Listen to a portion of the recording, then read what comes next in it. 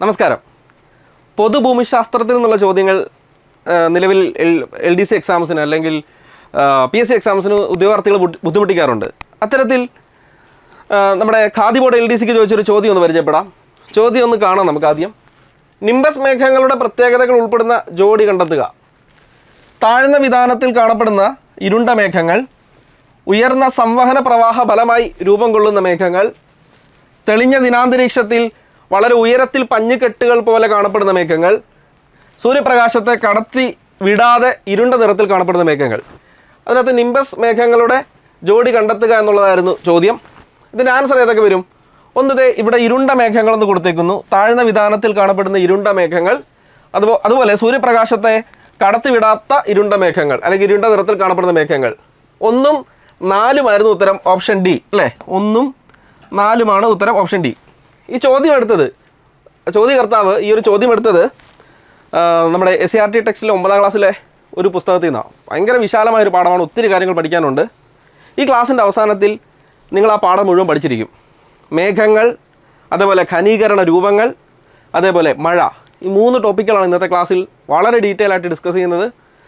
മൊത്തം ചിത്രങ്ങളുടെ സഹായത്തോടെ നമുക്ക് ഏറ്റവും എളുപ്പത്തിൽ കൺസീവ് ചെയ്യാൻ അല്ലെങ്കിൽ മനസ്സിലാക്കാൻ സാധിക്കുന്ന ഒരു സംഭവമാണ് ജോഗ്രഫിയിൽ നമ്മുടെ ഈ ചിത്രങ്ങൾ അല്ലെ, ഇമേജസ്. അപ്പോൾ ആ ഇമേജസിൻ്റെ സഹായത്തോടെ ഞാൻ നിങ്ങൾക്ക് വളരെ വ്യക്തമാക്കി തരാം. ക്ലാസ് കഴിയുമ്പോൾ നിങ്ങൾ വളരെ കോൺഫിഡൻ്റ് ആയിട്ട് ഈ ഒരു മേഖലയിൽ നിന്നൊരു ചോദ്യങ്ങൾ ഭാവിയിൽ ആൻസർ ചെയ്യും. ഓക്കെ, അപ്പോൾ ഇതെവിടെ നിന്നാണ് ഈ ചോദ്യം എടുത്തത് എന്നുള്ളത് ആദ്യം നോക്കാം. ഓക്കെ, മേഘങ്ങളെ പറ്റി നമ്മുടെ SCERT ടെക്സ്റ്റിൽ പറഞ്ഞിരിക്കുന്ന കാര്യങ്ങളുടെ സ്ക്രീൻഷോട്ടാണ് ഞാൻ എടുത്തേക്കുന്നത്. ഇത്രയും കാര്യങ്ങളാകെ മേഘങ്ങൾ എന്ന ടോപ്പിക്കുമായി ബന്ധപ്പെട്ട പുസ്തകത്തിൽ പറഞ്ഞു വെക്കുന്നുള്ളൂ. ഓക്കെ, നോക്കിയേ, നിറത്തിൻ്റെ അല്ലെങ്കിൽ ആകൃതിയുടെ ഒക്കെ അടിസ്ഥാനത്തിലേ മേഘങ്ങളെ 4ആയിട്ട് വർഗീകരിക്കുന്നുണ്ട്.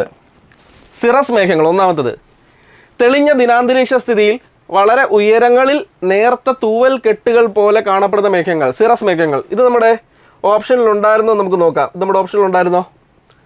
ദേ നോക്കിക്കേ, തെളിഞ്ഞ ദിനാന്തരീക്ഷത്തിൽ വളരെ ഉയരത്തിൽ അല്ലേ, ദേ വളരെ ഉയരത്തിൽ പഞ്ഞുകെട്ടുകൾ പോലെ, അപ്പുറത്തെ തൂവൽ കെട്ടുകളായിരുന്നു കേട്ടോ, പഞ്ഞുകെട്ടുകൾ പോലെ കാണപ്പെടുന്നു. നമ്മൾ കണ്ടതല്ലേ ഇത്? ദേ വളരെ തെളിഞ്ഞ ദിനാന്തരീക്ഷ സ്ഥിതിയിൽ വളരെ ഉയരങ്ങളിൽ നേർത്ത തൂവൽ കെട്ടുകൾ പോലെ കാണപ്പെടുന്നു. അടുത്തത്, താഴ്ന്ന വിതാനങ്ങളിൽ കനത്ത പാളികളായി കാണപ്പെടുന്നു. അതാണ് രണ്ടാമത്തെ മേഘം, സ്ട്രാറ്റസ് മേഘങ്ങൾ. താഴ്ന്ന വിതാനങ്ങളിൽ കനത്ത പാളികളായി കാണപ്പെടുന്നു. സിറസ് മേഘങ്ങൾ എന്താണെന്ന് പറഞ്ഞു, നല്ല ഉയരത്തിലവ കാണപ്പെടുന്നത്. 2 സ്ട്രാറ്റസ് മേഘങ്ങൾ താഴ്ന്ന വിതാനങ്ങളിൽ കനത്ത പാളികളായി കാണപ്പെടുന്നു. ഇത് നമ്മുടെ ഓപ്ഷനിൽ എവിടെയെങ്കിലും വന്നിട്ടുണ്ടായിരുന്നോ? നോക്കിയേ, ദേ ഇല്ല, വന്നിട്ടില്ല. കനത്ത പാളികളായി കാണപ്പെടുന്നു എന്നുള്ളത് ഓപ്ഷനിൽ വന്നിട്ടില്ല. അടുത്ത് നമുക്ക് നോക്കാം. മൂന്നാമത്തത്, ക്യുമുലസ് മേഘങ്ങളെ പറ്റി പറയുന്നത് ഓപ്ഷൻ വന്നായിരുന്നു. നമുക്ക് നോക്കാം. ഉയർന്ന സംവഹന പ്രവാഹ ഫലമായി രൂപം കൊള്ളുന്ന തൂവൽ കെട്ടുകൾ പോലെയുള്ള മേഘങ്ങൾ. കണ്ടോ, ഉയർന്ന സംവഹന പ്രവാഹ ഫലമായി. ഇത് ഓപ്ഷനിലുണ്ടായിരുന്നോ? ഇതേ കിടക്കുന്നു. രണ്ടാമത്തെ ഓപ്ഷൻ നോക്കിയേ, ഉയർന്ന സംവഹന പ്രവാഹ ഫലമായി. കണ്ടോ, പുസ്തകത്തിൽ നിന്ന് തന്നെ ഒരു വാക്ക് പോലും മാറ്റാതെ നേരെ കോപ്പി അടിച്ചേക്കുവാണ് ഈ ഒരു പോയിന്റ് അല്ലേ, ടെക്സ്റ്റിൽ നിന്നാണ് കോപ്പി അടിച്ചേക്കുന്നത്. ഇനി നോക്കിക്കേ, നിംബസ് മേഘങ്ങൾ, താഴ്ന്ന വിതാനത്തിൽ കാണപ്പെടുന്ന ഇരുണ്ട മേഘങ്ങൾ. നോക്കാം, ഓപ്ഷൻ ഉണ്ടായിരുന്നോ? ഉണ്ട്. ദേ ഒന്നാമത്തെ ഓപ്ഷൻ, താഴ്ന്ന വിതാനത്തിൽ കാണപ്പെടുന്ന ഇരുണ്ട മേഘങ്ങൾ. ഇതിപ്പോൾ നമ്മൾ കണ്ടു. ഇനി ജലകണികകൾ സാന്ദ്രമായതിനാൽ ഇത് സൂര്യപ്രകാശത്തെ കടത്തിവിടാതെ ഇരുണ്ട നിറത്തിൽ കാണപ്പെടുന്നു. അപ്പോൾ നോക്കിക്കേ, ഇതേ കിടക്കുന്നു, സൂര്യപ്രകാശത്തെ കടത്തിവിടാതെ ഇരുണ്ട നിറത്തിൽ കാണപ്പെടുന്നു. SCERT നിന്ന് എടുത്താണ്, 9ാം ക്ലാസ്സിലെ പുസ്തകത്തിൽ നിന്ന് എടുത്താണ്. അപ്പോൾ ആൻസർ ഓപ്ഷൻ ഡി, 1ഉം 4ഉം. നമ്മളിന്ന് ഈ മേഘങ്ങളെ പറ്റി പഠിക്കാൻ പോവുകയാണ്. മേഘങ്ങൾ കാരണം എങ്ങനെ മഴയുണ്ടാകുന്നത് പഠിക്കാൻ പോവുകയാണ്. ഖനീകരണ രൂപങ്ങൾ എന്തൊക്കെയാണെന്ന് പഠിക്കാൻ പോവുകയാണ്. അതുപോലെ ഇടിമിന്നലും മറ്റു കാര്യങ്ങളുമൊക്കെ നമ്മൾ പഠിക്കാൻ പോവുകയാണ്. ഒരു മേഘവുമായി ബന്ധപ്പെട്ട് ലൈറ്റ്നിങ്ങും അതുപോലെ തണ്ടറും അല്ലേ, മിന്നലും അതുപോലെ ഇടിമുഴക്കം ഉണ്ടാകുന്നതൊക്കെ എങ്ങനെയാണെന്ന് നമ്മൾ പഠിക്കാൻ പോവുകയാണ്. മേഘങ്ങളിലേക്ക് നമുക്ക് കിടക്കാം ആദ്യം. അതിനു മുമ്പ് ഈ മേഘം എന്താണെന്ന് നമുക്ക് നോക്കാം. അന്തരീക്ഷത്തിൽ ഖനീകരണത്തിൻ്റെ വിവിധ രൂപങ്ങളുടെ ചിത്രം ഇവിടെ കൊടുത്തിട്ടുണ്ട്. പുസ്തകത്തിൻ്റെ സ്ക്രീൻഷോട്ടാണ്. ഖനീകരണത്തിൻ്റെ വിവിധ രൂപങ്ങൾ കൊടുത്തിട്ടുണ്ട്. അതിലൊന്നായിട്ടാണ് മേഘങ്ങൾ കൊടുത്തേക്കുന്നത്. അന്തരീക്ഷത്തിലെ ഖനീകരണത്തിൻ്റെ വിവിധ രൂപങ്ങളിൽ ഒന്നായിട്ടാണ് മേഘങ്ങൾ കൊടുത്തേക്കുന്നത്. നമുക്ക് ചുറ്റും നമ്മൾ ജീവിക്കുന്ന ഈ അന്തരീക്ഷത്തിന് ചുറ്റുമായിട്ട് എന്തുണ്ട്?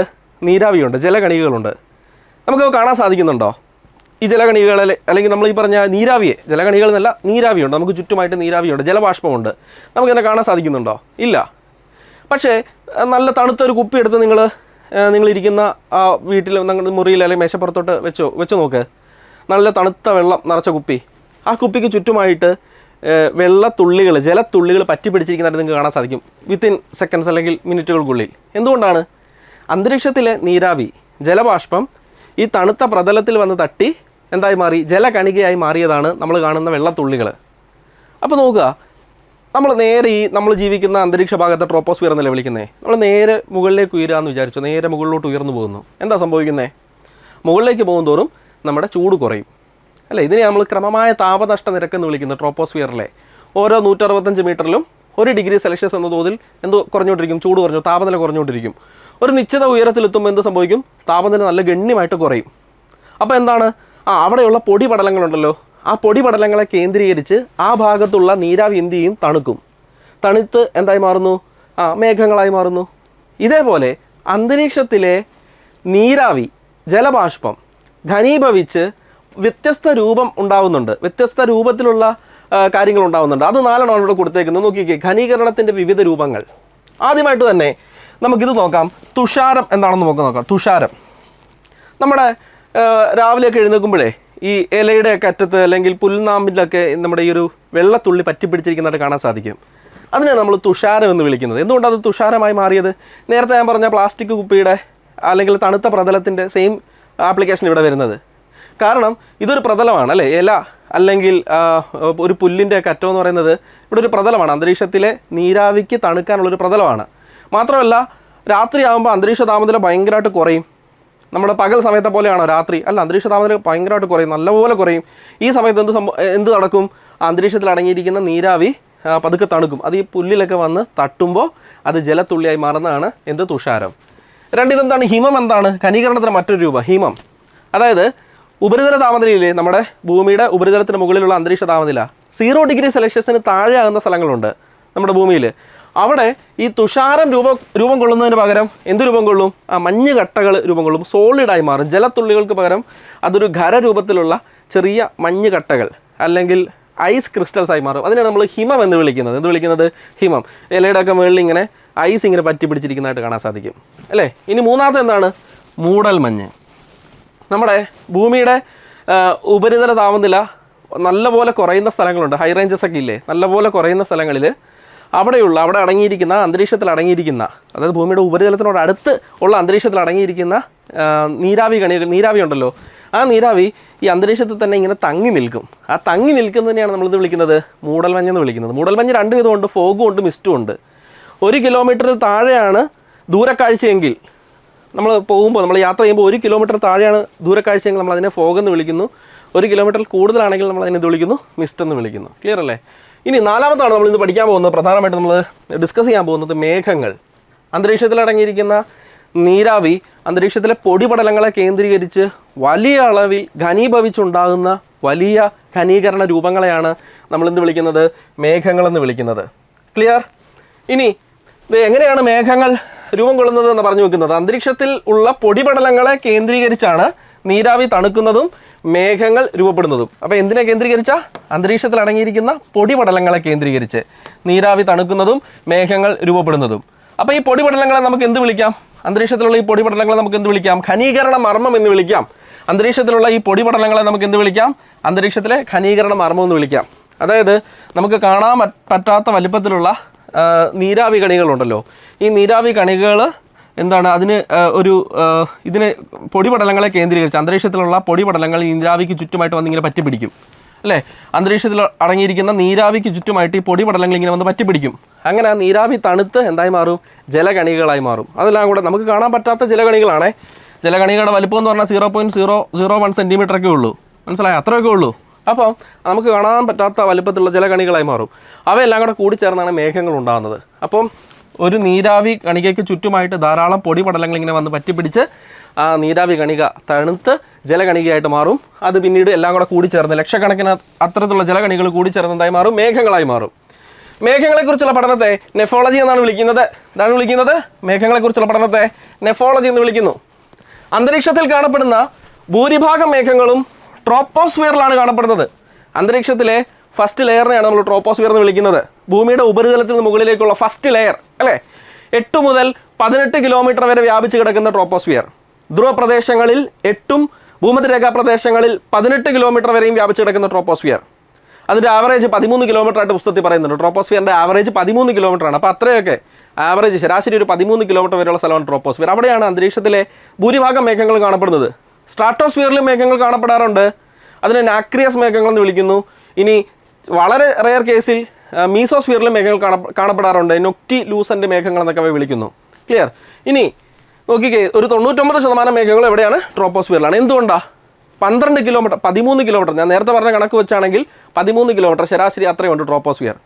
നമ്മൾ ഭൂമിയുടെ ഉപരിതലത്തിന് മുകളിലേക്ക് പോകും തോറും താപനില കുറയുമെന്ന് പഠിച്ചു അല്ലേ?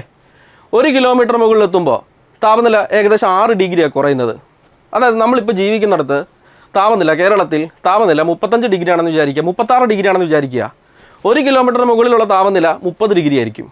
വീണ്ടും അടുത്ത 1 കിലോമീറ്റർ മുകളിലുള്ള താപനില 24 ഡിഗ്രി ആയിരിക്കും. വീണ്ടും 1 കിലോമീറ്റർ മുകളിലുള്ള താപനില 18 ഡിഗ്രി ആയിരിക്കും. 1 കിലോമീറ്ററിൽ 6 വെച്ച് കുറയും. 165 മീറ്ററിൽ 1 ഡിഗ്രി കുറയും. നിങ്ങൾ കണക്ക് കൂട്ടിക്കോ, മുകളിലേക്ക് പോകുന്നതോറും 165 മീറ്ററിൽ 1 ഡിഗ്രി. അപ്പോൾ 1 കിലോമീറ്ററിൽ 1 കിലോമീറ്റർ എന്ന് പറഞ്ഞാൽ 1000 മീറ്റർ, 1000 ഡിവൈഡ് ബൈ 165, 6.1 ഒരു സംഖ്യ കിട്ടും നമുക്ക്. ഏകദേശം 6 ഡിഗ്രി വെച്ച് ഇങ്ങനെ മുകളിലോട്ട് കുറഞ്ഞാണ് പോകുന്നത് അല്ലേ? അപ്പോൾ മുകളിൽ നമ്മുടെ ചൂട് പിടിച്ച ഭൂമിയുടെ ഉപരിതലത്തിൽ നിന്ന് ജലം എന്തായി മാറുന്നു? നീരാവിയായി മാറുന്നു. നീരാവിക്ക് വായുവിനേക്കാൾ ഭാരം കുറവായതുകൊണ്ട് അത് മുകളിലോട്ട് ഉയരുന്നു. മുകളിലോട്ട് പോകും തോറും ഇത് ചൂടുള്ള സ്ഥലത്തും തണുത്ത സ്ഥലത്തോട്ടാണ് ഈ നീരാവി പോകുന്നത്. തണുത്ത സ്ഥലങ്ങളെത്തുമ്പോൾ എന്ത് സംഭവിക്കും? ഈ നീരാവി തണുക്കും. വായുവിനൊപ്പം, വായു തണുക്കുന്നതിനൊപ്പം, വായുവിൻ്റെ കൂടാണല്ലോ ഇത് മുകളിലേക്ക് പോകുന്നത്, വായുവിനൊപ്പം ഈ നീരാവി തണുക്കും. മനസ്സിലായില്ലേ? അതുകൊണ്ടാണ് ഈ ട്രോപ്പോസ്ഫിയറിൻ്റെ മുകളിലേക്ക് മേഘങ്ങൾ കാണപ്പെടാത്തത്. കാരണം ട്രോപ്പോസ്ഫിയറിൽ തന്നെ ഒരു നിശ്ചിത ഉയരത്തിലെത്തുമ്പോൾ താപനില 0യിലേക്ക് എത്തപ്പെടും അല്ലേ? അപ്പോൾ അതുകൊണ്ട് തന്നെ അവിടെ തന്നെ മാക്സിമം മേഘങ്ങൾ ട്രോപ്പോസ്ഫിയറിനകത്ത് തന്നെ കേന്ദ്രീകരിക്കപ്പെടും. ക്ലിയർ? ഇനി മേഘങ്ങൾ ആദ്യമായിട്ട് വർഗീകരിച്ചത് ലൂക്ക് ഹൊവാർഡാണ്. ഗോഡ് ഫാദർ ഓഫ് ക്ലൗഡ്സ് എന്നൊക്കെയാണ് ഇദ്ദേഹത്തെ വിളിക്കുന്നത്. 1802 ഈ ലൂക്ക് ഹൊവാർഡ് മേഘങ്ങളെ വർഗീകരിക്കുന്നത്. ക്ലിയർ? ഇത്തരം കാര്യങ്ങൾ വ്യക്തമാണെന്ന് വിചാരിക്കുവാണ്. നമ്മൾ ഓരോ മേഘങ്ങളിലേക്കും പോവാണ്. നിങ്ങളിപ്പോൾ കണ്ട ഓരോ മേഘങ്ങളിലേക്കും നമ്മൾ 4 ടൈപ്പ് മേഘങ്ങളല്ലേ കണ്ടത്? മേഘങ്ങളെ 4ആയിട്ട് തരംതിരിക്കുന്നത് CRT പറഞ്ഞില്ലേ? സ്ട്രാറ്റസ്, പിന്നെ രണ്ടാമത്തെ ഏതായിരുന്നു? ഒന്നാമത്തെ സിറസ്, രണ്ടാമത്തെ സ്ട്രാറ്റസ്, ക്യൂമുലസ്, നിംബസ് അല്ലേ? അപ്പോൾ ഈ 4 മേഘങ്ങളും എന്താണെന്നൊരു ചിത്രമൊക്കെ കണ്ട് നമുക്ക് മനസ്സിലാക്കാം. നിങ്ങൾ സിറസ് മേഘങ്ങളൊന്ന് കണ്ട്. സിറസ് മേഘങ്ങൾ വളരെ ഉയരത്തിലാണ്. സിറസ് മേഘങ്ങൾ നമുക്ക് കാണാൻ സാധിക്കുന്നത് വളരെ ഉയരത്തിൽ. അന്തരീക്ഷത്തിൽ ഒരു 6 കിലോമീറ്ററിനും 12 കിലോമീറ്ററിനും ഒക്കെ ഇടയ്ക്കുള്ള സ്ഥലമുണ്ടല്ലോ, അത്രയും ഉയരത്തിലൊക്കെയാണ് നമ്മൾ ഒരു സിറസ് മേഘങ്ങൾ കാണപ്പെടുന്നത്. ഇതിൻ്റെ ആകൃതി നിങ്ങൾ കണ്ടോ? ഇതിൻ്റെ ഒരു ആകൃതി കണ്ടില്ലേ? കണ്ടോ? ഒരു പക്ഷിയുടെയൊക്കെ തൂവലിൻ്റെ ആകൃതി, ചൂലിൻ്റെ ആകൃതി, കുതിരവാലിൻ്റെ ആകൃതിയൊക്കെയാണ് സിറസ് മേഘങ്ങൾ രൂപപ്പെടുന്നത്. ഇതിൻ്റെ കളർ കണ്ടോ? വളരെ വൈറ്റ് കളറാണ്. കണ്ടോ? വൈറ്റ് കളറാണ്, വെളുത്ത നിറമാണ് സിറസ് മേഘങ്ങൾക്കുള്ളത്. ഇത് സിറസ് മേഘങ്ങളുടെ മറ്റ് പ്രത്യേകതകൾ ചിത്രം കണ്ടെന്ന് വിചാരിക്കുന്നു. അതിൻ്റെ പ്രത്യേകതകൾ അപ്പുറം കൊടുത്തിട്ടുണ്ട്. നമുക്ക് ഓരോന്നോരോന്നായിട്ട് നോക്കാം എങ്ങനെ സിറസ് മേഘങ്ങൾ ഉണ്ടാകുമെന്ന് ഞാൻ പറഞ്ഞുതരാം. ആദ്യം അന്തരീക്ഷത്തിലുള്ള നേർത്ത ഹിമകണികകൾ കൊണ്ട് രൂപപ്പെടുന്ന മേഘങ്ങളാണ് ഏത്? സിറസ് മേഘങ്ങൾ. അപ്പോൾ അന്തരീക്ഷത്തിലുള്ള നീരാവി നല്ലപോലെ താപനില കുറഞ്ഞ സ്ഥലങ്ങളിൽ അത് തണുത്ത് ജലമായിട്ടല്ലേ മാറേണ്ടത്, പക്ഷേ നേരിട്ടത് ഹിമമായിട്ട് മാറും അല്ലേ? ഗേഷ്യസ് ഫോമിൽ നിന്ന്, നീരാവി എന്ന് പറഞ്ഞാൽ ഗേഷ്യസ് ഫോമാണ്, വാതക അവസ്ഥയാണ്, അതിൽ നിന്ന് ഖര അവസ്ഥയിലേക്ക് മാറും. സബ്ലിമേഷൻ എന്ന് നമ്മൾ പഠിച്ചിട്ടുണ്ട്. അങ്ങനെ മാറുന്ന ഹിമകണികൾ കൊണ്ടുണ്ടാകുന്ന മേഘങ്ങളാണ് സിറസ് മേഘങ്ങൾ. ക്ലിയർ ആയില്ലേ? ഇവ മഴയ്ക്ക് കാരണമാകാത്ത മേഘങ്ങളാണ്. സിറസ് മേഘങ്ങളിൽ നിന്ന് നമുക്ക് മഴ കിട്ടത്തില്ല. അതിൽ നിന്ന് താഴേക്ക് പൊഴിയുന്ന ആ ഒരു ഐസ് ഡ്രോപ്ലെറ്റ്സ് വീണ്ടും റീവേപ്പറൈസ് ചെയ്ത് പോകുമെന്നാണ് പറയപ്പെടുന്നത്. ഇതിൽ വലിയ കാര്യമായിട്ട് ഇത് മഴ ഉണ്ടാകത്തില്ല. വളരെ തെളിഞ്ഞ അന്തരീക്ഷമായിരിക്കും. തെളിഞ്ഞ ദിനാന്തരീക്ഷ സ്ഥിതിയിൽ മാത്രമായിരിക്കും നമുക്കിവ കാണാൻ സാധിക്കുന്നത്. സിറസ് മേഘങ്ങളെ നമുക്ക് കാണാൻ സാധിക്കുന്നത് വളരെ തെളിഞ്ഞ ദിനാന്തരീക്ഷ സ്ഥിതി മാത്രമേ സിറസ് മേഘങ്ങളെ കാണാൻ സാധിക്കത്തുള്ളൂ. പക്ഷിയുടെ തൂവലിൻ്റെ ആകൃതി, കുതിരവാലിൻ്റെ ആകൃതി, ചൂലിൻ്റെ ആകൃതിയിലൊക്കെയാണ് സിറസ് മേഘങ്ങൾ കാണുന്നത്. നിങ്ങളിപ്പോൾ കണ്ടതേ ഉള്ളൂ. സിറസ് മേഘങ്ങളുടെ ചിത്രം നിങ്ങൾ കണ്ടതേ ഉള്ളൂ അല്ലേ? ഇവയ്ക്ക് എപ്പോഴും വെളുത്ത നിറമായിരിക്കും. ഇവയ്ക്ക് എപ്പോഴും എന്തായിരിക്കും? നല്ല വൈറ്റ് കളറായിരിക്കും ഈ ഒരു സിറസ് മേഘങ്ങൾക്കുള്ളത്. ഇനി ഇത് പറഞ്ഞു, നേർത്ത ഹിമകണികൾ കൊണ്ടുണ്ടാകുന്നു. വളരെ ഉയരത്തിൽ മാത്രമേ ഇവ കാണപ്പെടത്തുള്ളൂ. താഴെ ഉള്ള ഭാഗത്ത്, അന്തരീക്ഷത്തിൻ്റെ വളരെ താഴ്ന്ന വിധാനങ്ങളിൽ ഇവ കാണപ്പെടത്തേയില്ല കേട്ടോ. ഉയരമുള്ള ഭാഗത്ത് മാത്രമേ ഇവ കാണത്തുള്ളൂ. വളരെ നേർത്ത കനം കുറഞ്ഞ മേഘങ്ങളാണിവ. വളരെ നേർത്ത കനം കുറഞ്ഞ മേഘങ്ങളാണ് ഏത്? സിറസ് മേഘങ്ങൾ എന്നറിയപ്പെടുന്നത്. ഇത്തരം കാര്യങ്ങൾ എല്ലാവർക്കും ഓക്കെ ആണോ? ക്ലിയർ ആണെന്ന് വിചാരിക്കുന്നു. രണ്ടാമത്തെ മേഘത്തേക്ക് പോവാണ്. ചിത്രം ആദ്യം കാണുക. സ്ട്രാറ്റസ് മേഘങ്ങൾ കണ്ടോ? സ്ട്രാറ്റസ് മേഘങ്ങളുടെ ചിത്രം നിങ്ങൾ കണ്ടോ? പാളികൾ പോലെ കാണപ്പെടുന്ന മേഘങ്ങൾ കണ്ടില്ലേ? പാളികൾ, കനത്ത പാളികളായിട്ട് കാണപ്പെടുന്ന മേഘങ്ങൾ കണ്ടോ നിങ്ങൾ? ഇതാണ് സ്ട്രാറ്റസ് മേഘങ്ങൾ. ഒരു ഇളം ചാര നിറമാണ്. ഈ കടുത്ത ചാര നിറമല്ല, ഒരു ഇളം ചാര നിറമാണ് സ്ട്രാറ്റസ് മേഘങ്ങൾക്ക്. ഇങ്ങനെ ലെയറായിട്ടൊക്കെ കാണപ്പെടുന്നത് സ്ട്രാറ്റസ് മേഘങ്ങൾ. ഇവയും അന്തരീക്ഷത്തിലെ താഴ്ന്ന ലെവലിലെ സ്ട്രാറ്റസ് മേഘങ്ങൾ കാണപ്പെടത്തുള്ളൂ കേട്ടോ. അതാണ് ഏറ്റവും പ്രത്യേകത. ലോ ലെവൽസ്, അന്തരീക്ഷത്തിലെ ഏറ്റവും താഴ്ന്ന വിധാനങ്ങളിലാണ് സ്ട്രാറ്റസ് മേഘങ്ങൾ കാണാൻ സാധിക്കുന്നത്. ഇനി ഇതിൻ്റെ പ്രത്യേകതകൾ നമുക്ക് നോക്കാം. ചിത്രം കണ്ടു മനസ്സിലായെന്ന് വിചാരിക്കുന്നു. പ്രത്യേകതകളിലേക്ക് പോകാം. അന്തരീക്ഷത്തിൻ്റെ ഏറ്റവും താഴ്ന്ന വിധാനങ്ങളിൽ കാണപ്പെടുന്ന മേഘങ്ങളാണ് സ്ട്രാറ്റസ് മേഘങ്ങൾ. ആകാശത്തിന് ഒരു ഇളം ചാരനിറം കേട്ടോ, ആകാശത്തിന് ഒരു ഇളം ചാരനിറം നൽകുന്നു ആര്? ഈ പറഞ്ഞ സ്ട്രാറ്റസ് മേഘങ്ങൾ.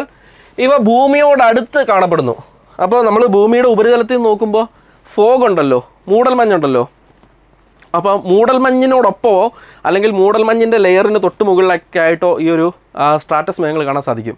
നല്ല കട്ടിയായിട്ട് മൂടൽമഞ്ഞുള്ളപ്പോൾ അത് മൂടൽമഞ്ഞാണോ സ്ട്രാറ്റസ് മേഘങ്ങളാണോ എന്ന് തിരിച്ചറിയാൻ പോലും പറ്റാത്ത അവസ്ഥ ഉണ്ടാവും. ഇനി ഇവ കാരണം എന്തുണ്ടാകുന്നുണ്ട്? ചെറിയ ചാറ്റൽ മഴ, ഡ്രിസിൽ, ചെറിയ ചാറ്റൽ മഴയ്ക്ക് കാരണമാകുന്നുണ്ടെങ്കിൽ ചെറിയ ചാറ്റൽ മഴ കിട്ടും. എന്തിൽ നിന്ന്? സ്ട്രാറ്റസ് മേഘങ്ങളിൽ നിന്ന്. ശൈത്യകാല മേഘങ്ങളെന്ന് ഇവയെ വിളിക്കുന്നത്. എന്താ ഇവ വിളിക്കുന്നത്? ശൈത്യകാല മേഘങ്ങളെന്ന് സ്ട്രാറ്റസ് മേഘങ്ങളെ വിളിക്കുന്നു. രണ്ട് മേഘങ്ങൾ ക്ലിയർ ആണോ? ആകൃതി കണ്ടു, അതിൻ്റെ പ്രത്യേകത കണ്ടു, എങ്ങനെ അത് ഉണ്ടാകുന്നു എന്നൊക്കെ പറഞ്ഞു തന്നു. ആദ്യത്തേത് സിറസ് മേഘങ്ങളായിരുന്നു. ഹിമകണങ്ങൾ തണുത്തുറഞ്ഞാണ് സിറസ് മേഘങ്ങൾ ഉണ്ടാകുന്നത്. രണ്ടാമത്തെ സ്ട്രാറ്റസ് മേഘങ്ങളാണ്. സ്ട്രാറ്റസ് മേഘങ്ങൾ ഉണ്ടാകുന്നത് എങ്ങനെയാണെന്ന് പറഞ്ഞില്ല അല്ലേ? നല്ല തണുത്ത കാറ്റടിച്ചിട്ട്, ബ്രീസ് അല്ലേ, തണുത്ത കാറ്റടിച്ചിട്ട് അന്തരീക്ഷത്തിലുള്ള തണുത്ത വായു, നല്ല തണുത്ത കാറ്റടിച്ചിട്ട് അന്തരീക്ഷത്തിലുള്ള തണുത്ത നീരാവിയോട് കൂടിയ വായു, ചൂടുവായുവല്ല, തണുത്ത് കിടക്കുന്ന എന്നാൽ ശകലം കുറച്ച് നീരാവിയും കൂടെ ചേർന്ന് കിടക്കുന്ന വായുണ്ട്. വാം അല്ലെ കോൾഡ് മോയിസ്റ്റ് എയർ, അങ്ങനെ നമ്മളതിനെ പറയുന്നത്. വാം മോയിസ്റ്റ് എയർ അല്ല, കോൾഡ്, തണുത്ത മോയിസ്റ്റ് നീരാവിയോട് കൂടിയ വായു മുകളിലേക്ക് ഉയർന്ന് ഭൂമിയോട് അടുത്ത് തന്നെ മേഘങ്ങളായി മാറുന്നതിനെയാണ് നമ്മളിത് വിളിക്കുന്നത്. അങ്ങനെയുള്ള മേഘങ്ങളെയാണ് സ്ട്രാറ്റസ് മേഘങ്ങളെന്ന് വിളിക്കുന്നത് കേട്ടോ. ഇനി മൂന്നാമത്തെ ടൈപ്പ് മേഘമാണ് ക്യൂമുലസ്. നിങ്ങൾ കാണുക, അതുകൊണ്ട് ഇത് നമ്മളെല്ലാവരും കണ്ടിട്ടുള്ളതായിരിക്കും അല്ലേ? ക്യൂമുലസ് മേഘങ്ങൾ നമ്മളെല്ലാവരും തന്നെ വാച്ച് ചെയ്തിട്ടുണ്ട്. കുഞ്ഞുനാളിൽ അല്ലെങ്കിൽ ഇപ്പോഴും നമ്മൾ ആകാശത്തേക്ക് നോക്കി പല ആകൃതിയിൽ രൂപപ്പെടുന്ന മേഘങ്ങൾ നമ്മൾ മനസ്സിൽ വിചാരിക്കുന്നു. ഒരു ഈ ആകൃതിയിൽ കാണപ്പെടുന്ന ആനയുടെ ആകൃതി, കുതിരയുടെ ആകൃതിയിൽ, അങ്ങനെ വ്യത്യസ്ത ആകൃതിയിൽ മേഘങ്ങൾ രൂപപ്പെടാറുണ്ട്. ചില മനുഷ്യൻ്റെയൊക്കെ രൂപത്തിൽ മേഘങ്ങൾ വരാറുണ്ട് അല്ലേ? അത് കൂടുതലായിട്ട് ഈ ക്യൂമുലസ് മേഘങ്ങളാണ്. കാരണം ഇവയുടെ ഇതുണ്ട്, അവ ഇടവിട്ട് അങ്ങിങ്ങായിട്ടാണ് കാണപ്പെടുന്നത്. ക്യൂമുലസ് മേഘങ്ങൾ പഞ്ഞിക്കെട്ട് പോലെ കാണപ്പെടുന്ന മേഘങ്ങൾ, പഞ്ഞിക്കെട്ട് പോലെ, മനസ്സിലായോ? പഞ്ഞിക്കെട്ടുകൾ പോലെ കാണപ്പെടുന്ന മേഘങ്ങൾ. SCRT-ക്കകത്ത് തൂവൽ കെട്ടെന്നാണ് കൊടുത്തേക്കുന്നത്. SCRT-ക്കകത്ത് തൂവൽ കെട്ടെന്ന് കൊടുത്തേക്കുന്നത്. ശരിക്കും ഇത് പഞ്ഞിക്കെട്ടുകൾ പോലെ കാണപ്പെടുന്ന മേഘങ്ങളാണ്. കണ്ടല്ലോ ക്യൂമുലസ് എന്താണെന്ന് കണ്ടില്ലേ? എങ്ങനെ ഇത് രൂപപ്പെടുന്നത് നമുക്ക് നോക്കാം. ഇത് പഞ്ഞിക്കെട്ട് പോലെ കാണപ്പെടുന്ന ചെമ്മരിയാടിൻ്റെ രോമക്കെട്ടിൻ്റെ ആകൃതിയിലുള്ള, കോളിഫ്ലവറിൻ്റെയൊക്കെ ആകൃതിയിലുള്ള മേഘങ്ങളാണ് കേട്ടോ. പഞ്ഞിക്കെട്ട് പോലെ കാണപ്പെടുന്നു. പിന്നെ അടുത്ത എന്താണ്? ചെമ്മരിയാടിൻ്റെ രോമക്കെട്ടിൻ്റെ ആകൃതിയിൽ കാണപ്പെടുന്നു, കോളിഫ്ലവറിൻ്റെയൊക്കെ ആകൃതിയിൽ കാണപ്പെടുന്നു. ഉയർന്ന സംവഹന പ്രവാഹ ഫലമായി രൂപപ്പെടുന്നു. ഇതിപ്പോൾ നമ്മൾ കണ്ടതേ ഉള്ളൂ. നമ്മുടെ ചോദ്യത്തിനകത്ത്, ഖാദി ബോർഡിൻ്റെ ചോദ്യത്തിനകത്ത് ഉണ്ടായിരുന്നു ഉയർന്ന സംവഹന പ്രവാഹം. എന്താണ് സംവഹനം? ചൂട് പിടിച്ച വായു മുകളിലേക്ക് ഇങ്ങനെ ഉയർന്നുകൊണ്ടേയിരിക്കും. ചൂട് പിടിച്ച വായു എന്തുകൊണ്ട് ഉയരുന്നത്? ചൂട് പിടിച്ച വായു വികസിച്ച് അതിൻ്റെ സാന്ദ്രത കുറയും, ഡെൻസിറ്റി കുറഞ്ഞത് മുകളിലേക്ക് ഉയരും അല്ലേ? നല്ലപോലെ അത് ഉയർന്ന് മുകളിലേക്ക് പോകും. അതിൻ്റെ ഒപ്പം തന്നെ അന്തരീക്ഷത്തിലെ നീരാവിയും, വായു ഉയരുന്ന വായുവിനൊപ്പം തന്നെ നീരാവി മുകളിലേക്ക് ഉയരും. അതായത് വെർട്ടിക്കലായിട്ടാണ് ഈ മേഘങ്ങൾ രൂപം കൊള്ളുന്നത്. നല്ല ലംബതലത്തിൽ ഉയരത്തിൽ കാണപ്പെടുന്ന മേഘങ്ങളാണ് ഏത്? ക്യൂമുലസ് മേഘങ്ങൾ. കണ്ടോ? അതിനാണ് സംവഹന ഫലമായി രൂപം കൊള്ളുന്ന മേഘങ്ങൾ നമ്മൾ വിളിക്കുന്നത്. പിന്നെ പരന്ന അടിഭാഗത്തോടു കൂടി അങ്ങിങ്ങായി ചിതറിക്കിടക്കുന്ന രീതിയിൽ ഈ മേഘങ്ങൾ കാണപ്പെടുന്നു. പരന്ന അടിഭാഗം അല്ലേ? ഇങ്ങനെ പരന്ന അടിഭാഗത്തോടു കൂടി അങ്ങിങ്ങായി ചിതറിക്കിടക്കുന്ന, കണ്ടോ, അങ്ങിങ്ങായി ചിതറിക്കിടക്കുന്ന തരത്തിലുള്ള മേഘങ്ങളാണ് ക്യൂമുലസ് മേഘങ്ങൾ. ലംബതലത്തിൽ ഇവ കൂടുതൽ വ്യാപിച്ച് കാണപ്പെടുന്നു. ചില ക്യൂമുലസ് മേഘങ്ങൾ ഇങ്ങനെ ലംബതലത്തിൽ കൂടുതൽ വ്യാപിച്ച് കാണപ്പെടുന്നുണ്ട്. മനസ്സിലായോ? ഇനി ഈ ക്യൂമുലസ് മേഘങ്ങളുടെ ഒപ്പം തന്നെ ഈ ക്യൂമുലസ് മേഘങ്ങളുടെ കൂടെ ധാരാളം നീരാവി ക്യൂമുലസ് മേഘങ്ങൾക്കകത്ത് ഉൾപ്പെട്ടാൽ, ധാരാളം നീരാവി ക്യൂമുലസ് മേഘങ്ങൾക്കകത്ത് ഉൾപ്പെട്ടാൽ അതിനെ നമ്മൾ ക്യുമുലോ നിംബസ് മേഘങ്ങൾ എന്ന് വിളിക്കും. അത് നമ്മൾ വഴിയെ പഠിക്കും. ക്യുമുലോ നിംബസ് അടുത്ത് നമ്മൾ പറയുന്നുണ്ട്. ഓക്കെ, ഇനി നാലാമത്തെ മേഘത്തേക്ക് പോവാണ്. കണ്ടോ? ഇരുണ്ട നിറത്തിൽ കാണപ്പെടുന്ന മേഘങ്ങൾ. പ്രത്യേക ആകൃതിയോ അല്ലെങ്കിൽ പ്രത്യേക ഒരു ഷേപ്പോ ഒന്നും നിംബസ് മേഘങ്ങൾക്ക് പറയാറില്ല. ബാക്കി നമ്മൾ പഠിച്ചതിനകത്ത് എല്ലാം എന്തെങ്കിലുമൊക്കെ ഒരു ആകൃതിയെ പറ്റി പറഞ്ഞു. തൂവൽ കെട്ട് പോലെ സിറസ് അല്ലേ, പാളികളായിട്ട് സ്ട്രാറ്റസ്, പഞ്ഞിക്കെട്ട് പോലെ, അല്ലെങ്കിൽ ചെമ്മരിയാടിൻ്റെ രോമക്കെട്ടിൻ്റെ ആകൃതിയിലൊക്കെ ഉള്ളത് ക്യൂമുലസ്. നിംബസ് നമ്മൾ അങ്ങനെ ആകൃതി ഒന്നും പറയുന്നില്ല. പുസ്തകം നിങ്ങൾ നോക്കിയാൽ മതി, ആകൃതി ഒന്നും പറയുന്നില്ല. മനസ്സിലായോ? നല്ലപോലെ ജലത്തുള്ളികൾ തിങ്ങി നിറഞ്ഞ് കാണപ്പെടുന്ന മേഘങ്ങളാണ് നിംബസ് മേഘങ്ങൾ. അതുകൊണ്ട് തന്നെ കണ്ടോ, ഇവ സൂര്യപ്രകാശത്തെ കടത്തിവിടത്തില്ല. സുതാര്യമല്ല, അതാര്യമാണ് സൂര്യപ്രകാശത്തിന്. നല്ല ജലസാന്ദ്രമാണ് ഈ മേഘങ്ങൾ. അപ്പോൾ എപ്പോഴാണ് മേഘങ്ങൾ ഇരുണ്ട നിറത്തിൽ മാറ്റപ്പെടുന്നത്? മേഘങ്ങൾക്കകത്ത് നീരാവിയുടെ അളവ് ഒരു നിശ്ചിത അളവിൽ കൂടിക്കഴിഞ്ഞാൽ അവ ഇരുണ്ട നിറത്തിൽ കാണപ്പെടും അല്ലേ.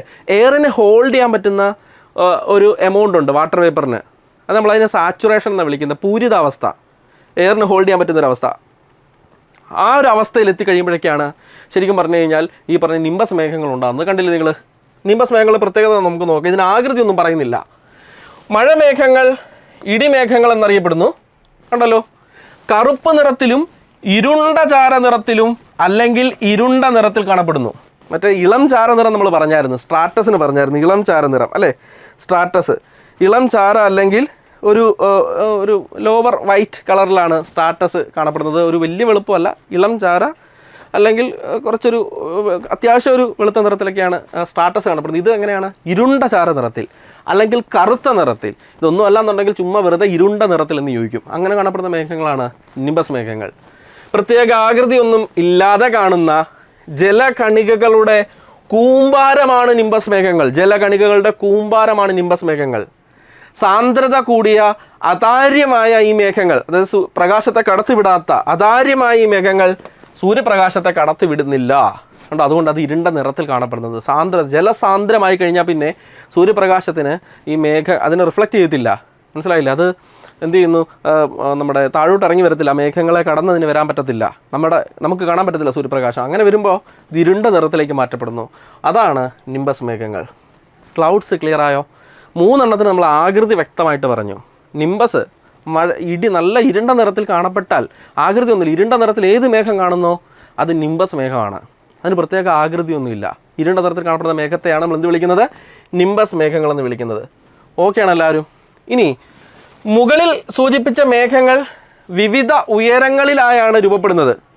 വിവിധ ഉയരങ്ങളിലാണ് ഈ മേഘങ്ങൾ ഉണ്ടാകുന്നത്. ഉയരത്തിൻ്റെ അടിസ്ഥാനത്തിൽ മേഘങ്ങളെ ഇനി നമ്മൾ വർഗീകരിക്കാൻ പോകണം. അടുത്തത് SCERT-ക്കകത്ത് അടുത്ത് പറയുന്നത് ഇതാണ്, ഉയരത്തിൻ്റെ അടിസ്ഥാനത്തിൽ വർഗീകരിക്കുന്നു. ഒന്നാമത്തത് വളരെ ഉയരത്തിൽ കാണപ്പെടുന്ന മേഘങ്ങൾ, ഹൈ ക്ലൗഡ്സ് എന്നറിയപ്പെടുന്നു. വളരെ ഉയരത്തിൽ കാണപ്പെടുന്ന മേഘങ്ങളെയാണ് നമ്മൾ ഇത് വിളിക്കുന്നത് ഹൈ ക്ലൗഡ്സ് എന്ന് വിളിക്കുന്നത്. അതിൻ്റെ ഉയരം എത്രയാണെന്ന് നിങ്ങൾ കണ്ടേ? ഹൈ ക്ലൗഡ്സിൻ്റെ ഉയരം എത്രയാണെന്ന് കണ്ടേ? ഇത് 20,000 മുതൽ 40,000 ഫീറ്റ് വരെ. ഇത് കിലോമീറ്ററിലേക്കൊന്ന് മാറ്റാം. 20,000 എന്ന് പറയുമ്പോൾ എത്രയാണ്? ഏകദേശം 6 കിലോമീറ്റർ തൊട്ട് 12 കിലോമീറ്റർ. 40,000 എന്ന് പറയുമ്പോൾ 12 കിലോമീറ്റർ വരെ. 6 തൊട്ട് 12 കിലോമീറ്റർ വരെ. അതാണ് ഹൈ ക്ലൗഡ്സ് എന്നറിയപ്പെടുന്നത്. 2 മധ്യമേഘങ്ങൾ. മധ്യമേഘങ്ങൾ എന്ന് പറയുമ്പോൾ 7,000 ഫീറ്റ് തൊട്ട് 20,000 ഫീറ്റ് വരെ. 20,000 6 കിലോമീറ്റർ എഴുതിയിട്ടുണ്ട്. 7,000 എന്ന് വെച്ചാൽ 2 കിലോമീറ്റർ. 2 കിലോമീറ്റർ തൊട്ട് 6 കിലോമീറ്റർ വരെ കാണപ്പെടുന്നവരാണ് ഏത്? മധ്യമേഘങ്ങൾ. ഇനി താഴ്ന്ന മേഘങ്ങൾ, ലോ ക്ലൗഡ്സ്. അപ്പോൾ 7,000-ന് താഴെ കാണപ്പെടുന്നത്, 7,000 ഫീറ്റ് എന്ന് പറയുമ്പോൾ 2 കിലോമീറ്ററിന് താഴെ കാണപ്പെടുന്ന മേഘങ്ങളാണ് ലോ ക്ലൗഡ്സ്, നിമ്നതല മേഘങ്ങൾ എന്നറിയപ്പെടുന്നത്. നിമ്നതല മേഘങ്ങൾ, താഴ്ന്ന മേഘങ്ങൾ. ഇനി 4ാമത്തെ ഒരു കൂട്ടരുണ്ട്, ഒരു വളരെ പ്രധാനപ്പെട്ടതാണ്. കൂടുതൽ ഉയരങ്ങളിലേക്ക് വ്യാപിക്കുന്ന തരത്തിലുള്ള മേഘങ്ങൾ.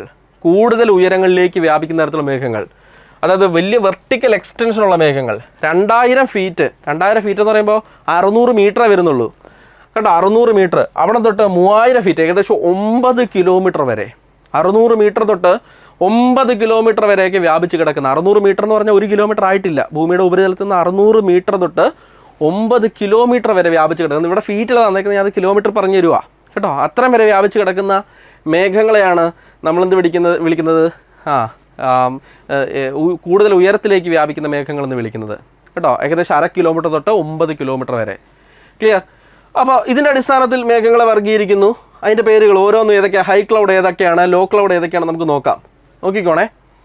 ഇപ്പോൾ ഈ ഒരു ചിത്രത്തിൻ്റെ സഹായത്തോടെ ഇത് വളരെ വ്യക്തമായിട്ട് പഠിക്കാൻ സാധിക്കും. നിങ്ങളൊന്ന് സഹകരിച്ചാൽ മാത്രം മതി. ഞാൻ പറയുന്ന പോലെ എൻ്റെ ഒപ്പം നിങ്ങൾ നിൽക്കണം. നിങ്ങളിത് ശ്രദ്ധിച്ച് കേൾക്കണം. നോക്കിക്കോണം. ഇതാണ് ഹൈ ക്ലൗഡ്സ്. ഹൈ ക്ലൗഡ്സ് ഉണ്ടോ? ഹൈ ക്ലൗഡ്സ് എന്ന് എഴുതിയിട്ടുണ്ട്. അതായത് 20,000 ഫീറ്റിന് മുകളിലേക്ക്, 6 കിലോമീറ്റർ മുകളിലേക്ക് 12 കിലോമീറ്റർ വരെയുള്ള സ്ഥലത്ത് കാണപ്പെടുന്ന മേഘങ്ങൾ. ഈ ഹൈ ക്ലൗഡിനൊപ്പം തന്നെ, എല്ലാ ഹൈ ക്ലൗഡുകൾക്കൊപ്പം തന്നെ നമ്മൾ സിറോ എന്നൊരു വാക്ക് ചേർക്കണം. സിറോ, ഇതാണ് ഇവിടുത്തെ കോഡ്.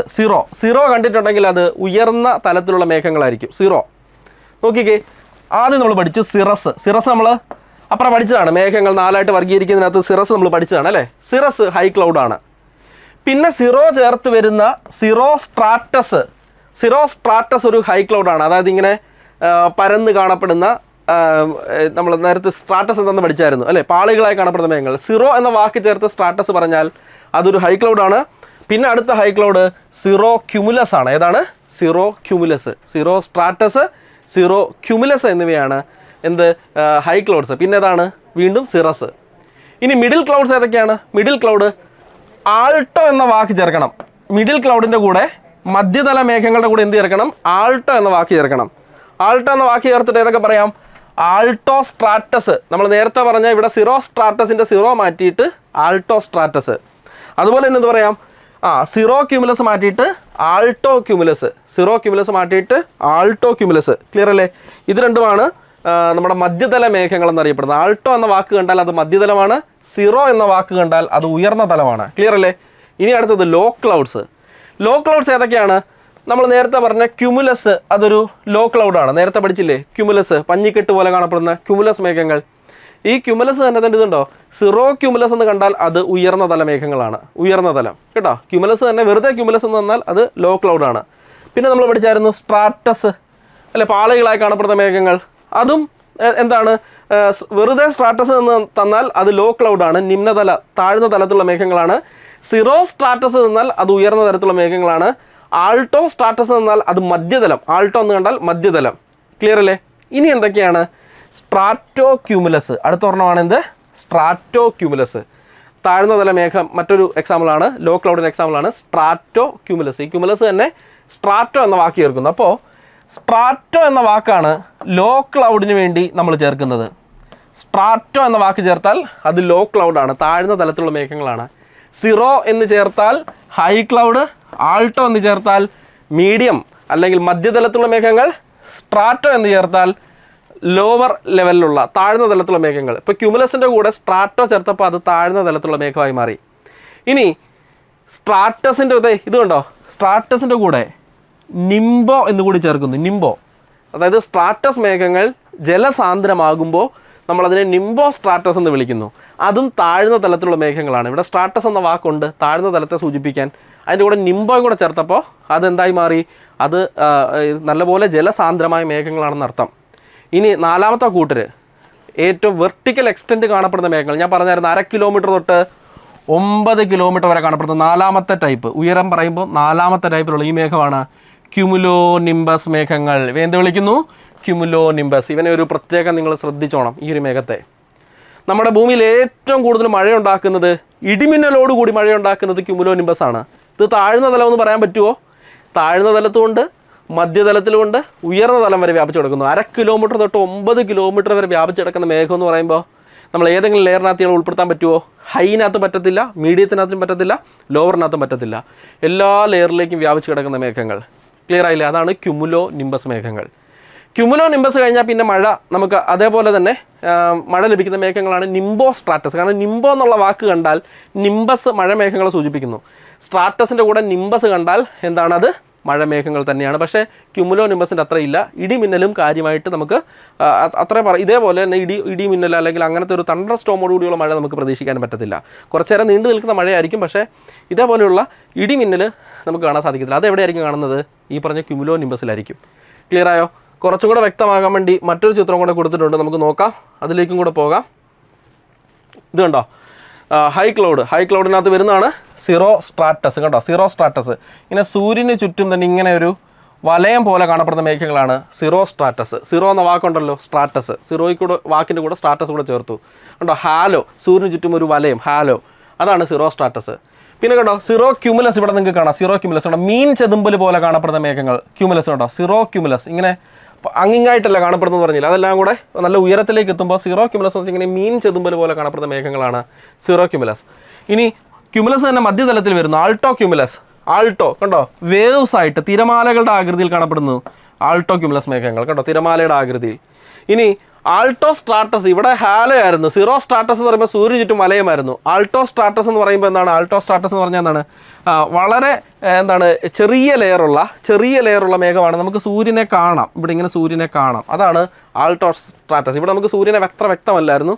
സൂര്യന് ചുറ്റും ഒരു വലയം മാത്രമേ കാണാൻ സാധിക്കത്തുള്ളൂ. ഇവിടെ നമുക്ക് മേഘങ്ങൾക്കകത്തൂടെ സൂര്യനെ കാണാം. മനസ്സിലായില്ലേ? അത്രയും നേർത്ത മേഘമാണ് ഏത്? Alto Stratus.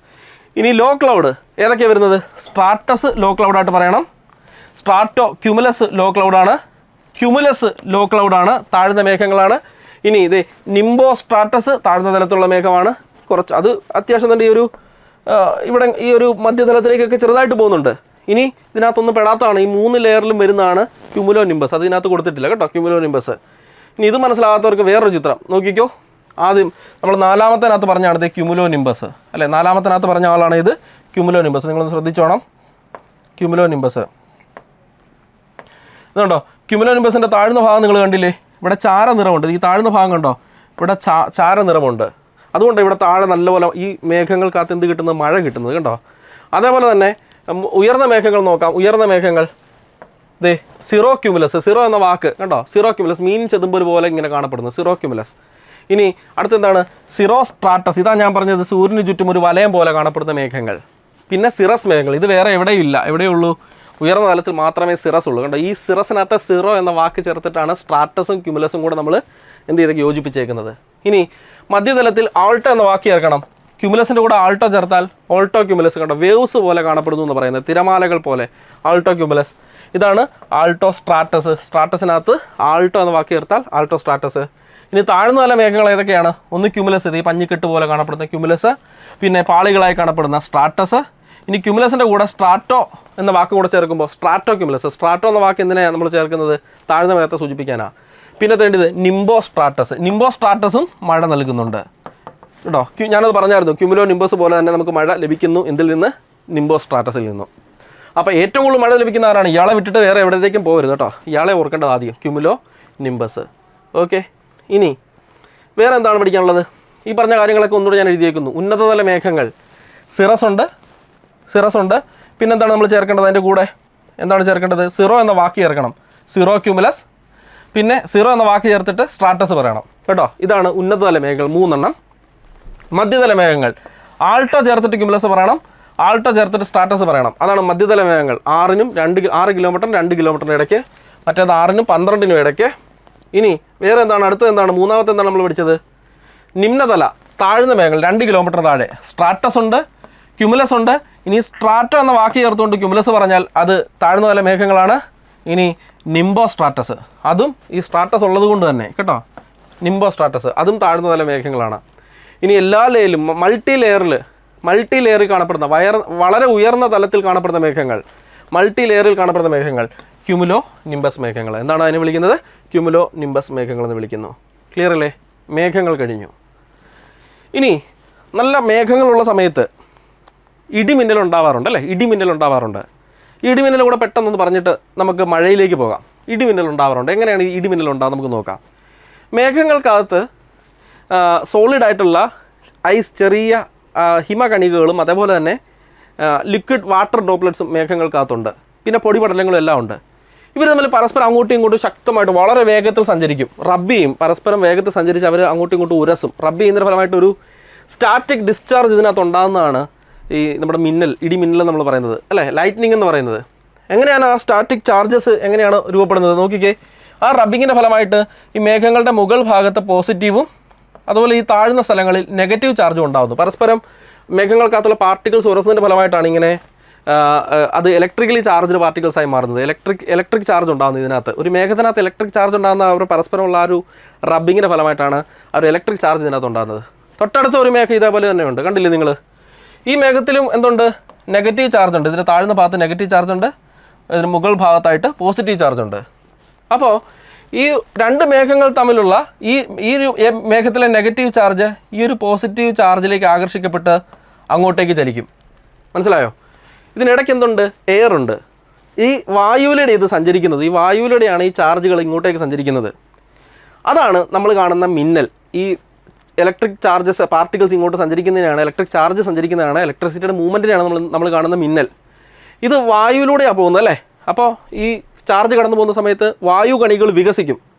ആ വായു കണികൾ എന്താണ്, ചൂടായിട്ട് വികസിക്കും. നല്ലപോലെ ചൂടായിട്ട് ഭയങ്കര ഹൈ ടെമ്പറേച്ചറിൽ അത് ചൂടായിട്ട് വികസിക്കും. അവിടുന്ന് ആ ഒരു ഷോക്ക് വേവാണ് നമ്മൾ കേൾക്കുന്ന ഇടി. മനസ്സിലായോ? മിന്നൽ നമ്മൾ കാണുന്നത് ഈ ഒരു ചാർജിൻ്റെ മൂവ്മെൻ്റ് ആണ്. അതുപോലെ നമ്മൾ കേൾക്കുന്ന ഇടി എന്ന് പറഞ്ഞാൽ ഈ വായുവിൻ്റെ എന്താണ് വികസനവും അതുപോലെ തന്നെ അത് നല്ല ചൂടാകലുമാണ് നമ്മൾ കേൾക്കുന്ന ആ ഒരു ഇടി എന്ന് പറയുന്നത്. ആ ഷോക്ക് വേവാണ്, അന്തരീക്ഷത്തിലുണ്ടാകുന്ന ആ ഒരു ഷോക്ക് വേവാണ് ഇടി എന്ന് പറയുന്നത്. അതുപോലെ തന്നെ ഈ മേഘങ്ങളിലുള്ള നെഗറ്റീവ് ചാർജ് ഭൂമിയുടെ ഉപരിതലം കൂടുതലായിട്ടും പോസിറ്റീവ് ചാർജസ് ആണുള്ളത്. നെഗറ്റീവ് ചാർജസും ഉണ്ട്. ഭൂമിയുടെ ഉപരിതലത്തിലുള്ള ഈ പോസിറ്റീവ് ഭാഗത്തേക്ക് അല്ലെങ്കിൽ പോസിറ്റീവ് ചാർജിലേക്ക് ഇവ ആകർഷിക്കപ്പെടും. അങ്ങനെയാണ് നമ്മൾ ഭൂമിയിൽ ഇടിവെട്ടുക എന്നൊക്കെ പറയത്തില്ലേ, അതിൻ്റെ റീസൺ കണ്ടില്ലേ നിങ്ങൾ? നെഗറ്റീവ് ചാർജസ് ഈ പോസിറ്റീവിലേക്ക് അട്രാക്ട് ചെയ്യപ്പെടുന്നു. അപ്പോൾ ഇവിടെ ഒരു മരം ഉണ്ടെന്ന് വിചാരിക്കുക. അതിൻ്റെ ഇവിടെ ഒരു മരം നിൽക്കുന്നു. ഈ മരത്തിൻ്റെ ഇലകളും ഇതിൻ്റെ മുകൾ വശവും എല്ലാം എന്തായിരിക്കും? പോസിറ്റീവ് ചാർജ് ആയിരിക്കും. അപ്പോൾ ഈ മരത്തിലേക്ക് ഇത് പെട്ടെന്ന് ഈ ഒരു നെഗറ്റീവ് ചാർജ്, ഇവിടെയുള്ള മേഘത്തിലുള്ള നെഗറ്റീവ് ചാർജ് ഈ മരത്തിലേക്ക് അട്രാക്ട് ചെയ്യപ്പെടും. അതുകൊണ്ട് മരത്തിനടിയിൽ പോയി നിൽക്കരുത്, തുറസായ സ്ഥലത്ത് നിൽക്കരുത് എന്നൊക്കെ പറയുന്നത്. ഇടിമിന്നലുണ്ടാകുന്ന സമയത്ത് മരത്തിൻ്റെ അടിയിലോ തുറസായ സ്ഥലത്തോ ഒക്കെ നിൽക്കരുതെന്ന് പറയുന്നത്. ഇനി ഇവിടെ നമ്മളൊരു വീടിനകത്താണെന്ന് വിചാരിക്കുക, അല്ലെങ്കിൽ ഒരു കാറിനകത്താണെന്ന് വിചാരിക്കുക. ഇതിന് മുകൾ വശമൊക്കെ എന്തായിരിക്കും? പോസിറ്റീവ് ചാർജ് ആയിരിക്കും. അത് ഈ മേഘങ്ങളിലുള്ള നെഗറ്റീവ് ചാർജ് ഈ പോസിറ്റീവ് ചാർജിലേക്ക് ആകർഷിക്കപ്പെടും, അല്ലേ? അങ്ങോട്ടേക്ക് മൂവ് ചെയ്യും. എന്നിട്ടത് ഈ ചാർജ് പതുക്കെ ഗ്രൗണ്ടിലേക്ക് അല്ലെങ്കിൽ ഭൂമിയുടെ അല്ലെങ്കിൽ മണ്ണിലേക്ക് ആ ചാർജ് മാറ്റപ്പെടും. അതുകൊണ്ട് അകത്തിരിക്കുമ്പോൾ ക്ലോസ്ഡ് ആയിട്ടുള്ളൊരു എൻക്ലോഷറിനകത്തുള്ള ഒരു സേഫാണ്, കുറച്ചെങ്കിലും സേഫ് ആണെന്ന് പറയുന്നത്, അല്പസ്വല്പമൊക്കെ സേഫ് ആണെന്ന് പറയുന്നത്, അല്ലെങ്കിൽ ഭൂരിഭാഗവും സേഫ് ആണെന്ന് പറയുന്നത്. ക്ലിയർ അല്ലേ? പുറത്ത് നിന്ന് കഴിഞ്ഞാൽ ഇടിമിന്നൽ ഏകും എന്ന് പറയുന്നതിന് റീസൺ അതാണ്. അതുപോലെ ഈ കെട്ടിടങ്ങൾക്ക് മുകളിൽ മിന്നലക്ഷ ചാലകം വെക്കുമ്പോൾ ഈ ചാർജുകൾ അതിലേക്ക് വന്ന് അതിലേക്ക് കോൺസെൻട്രേറ്റ് ചെയ്തിട്ട് പതുക്കെ എർത്ത് ചെയ്യപ്പെടും, അല്ലേ? അതുകൊണ്ടാണ് നമ്മൾ മിന്നൽ രക്ഷാചാലകം ഉയർന്ന കെട്ടിടങ്ങൾക്ക് മുകളിലൊക്കെ ആയിട്ട് മിന്നൽ രക്ഷാചാലകങ്ങളൊക്കെ വെക്കുന്നത്. ഒരു മേഘങ്ങളും ഇടിമിന്നലും ഒക്കെ ഒന്ന് മനസ്സിലായെന്ന് ഞാൻ വിചാരിക്കുകയാണ്. ചെറിയ തോതിലെങ്കിലും മനസ്സിലായെന്ന് ഞാൻ വിചാരിക്കുന്നു. ഇനി നമുക്ക് പറയാനുള്ള വർഷണമാണ്, പ്രസിപ്പിറ്റേഷൻ. മഴയെ കൂടെ പറഞ്ഞാൽ ഈ ടോപ്പിക്ക് അവസാനിപ്പിക്കാം. വർഷണം നോക്കിക്കേ. തുടർച്ചയായി നടക്കുന്ന ഘനീകരണം, അതായത് അന്തരീക്ഷത്തിൽ തുടർച്ചയായിട്ട് നീരാവി എന്തായി മാറുന്നു? ഘനീഭവിച്ച് ജലത്തുള്ളികളായി മാറുന്നു, അല്ലേ? ഘനീകരണം മേഘങ്ങളിലെ ജലകണികളുടെ വലിപ്പം കൂട്ടുന്നു.